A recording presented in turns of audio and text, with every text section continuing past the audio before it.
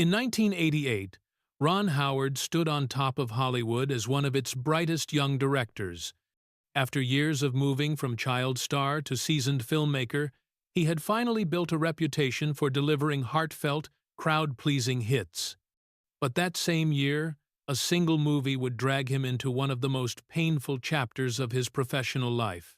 What began as a dream project slowly collapsed into frustration, creative turbulence, and personal strain. And at the center of that chaos was the film's leading woman, whose clashes with Howard became so intense that he still looks back on that production with a grimace. To understand how things spiraled so far, you have to start long before the cameras rolled. Ron Howard was born on the 1st of March, 1954, in Duncan, Oklahoma, into a family steeped in entertainment. His father, Rance Howard, worked as an actor, writer, and director, while his mother, Jean Spiegel, had been an actress. With a heritage rooted in English, German, Scottish, Irish, and Dutch ancestry, Ron entered the world with the kind of all-American presence that would soon make him a television favorite. Instead of playgrounds, Ron grew up around studio backlots. Tutors taught him lessons between takes, and by the time he attended junior high and high school in Burbank, acting already felt like second nature. His life changed forever in 1960 when 5-year-old Ronnie Howard became Opie Taylor on The Andy Griffith Show. The gentle lessons, warm storytelling, and tight-knit cast shaped how he viewed entertainment not as spectacle, but as honest communication. Later, in the 1,970 seconds, he became Richie Cunningham on Happy Days, the clean-cut heart of the show.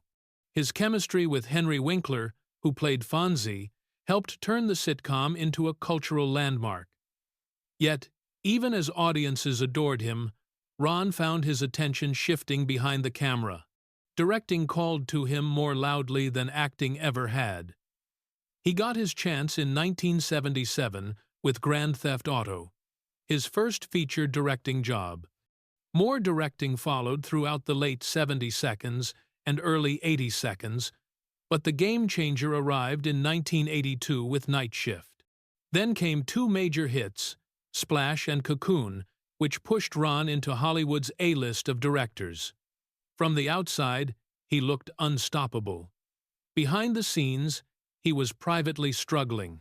Both productions were stressful, difficult, and emotionally draining. Howard later confessed that while the films were successes, the shoots nearly crushed his confidence. Then came Willow in 1988, the film that would test him like nothing before. Produced by George Lucas and designed as a sweeping fantasy epic, the project should have been a triumph. Instead, it ignited constant disagreements, script battles, and a strained relationship with its female lead. Creative visions clashed. Pressure mounted. The atmosphere grew tense, and each day on set felt heavier than the last. Howard would eventually admit that Willow left him bruised, frustrated, and battling self-doubt in ways he had never experienced. Ironically, that hardship helped shape the filmmaker he became.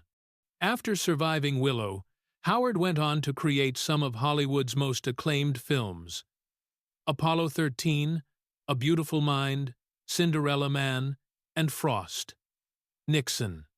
Yet whenever the subject of 1988 comes up, he still remembers the one movie that pushed him to the edge, the one production where the dream of directing collided head-on with the harshest lessons of his career.